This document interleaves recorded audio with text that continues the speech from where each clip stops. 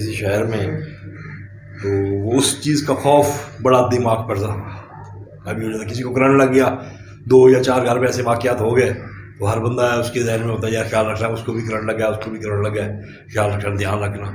इसी तरीके से अक्सर काश्तकार हजरात जो रात का पानी वगैरह तो उनमें सामने ये हादसात सामने आते रहते हैं, सांप का डस जाना। तो ये जो सांप का खौफ है, डसने का जो खौफ है, उसमें बेहतरीन दवाई लेकेनाइनम है, CM, लेकेनाइनम CM। वैसे तो नाजा, लेक्सिस ये भी थिकनेस को ख़त्म करती है। एक्वाडाइट वो मौत का खौफ होता है। ये जो सांप का खौफ पहले से ही पाया जाए, डरे कि मैं नहीं जाता, मैं रात के वक्त ये काम नहीं करता, या मैं पानी में नहीं उतरता, मुझे सांप डस लेगा, तो उसमें लेकेनाइनम है। अक्सर बच्चों में इम्तिहान का खौफ पाया जाता है।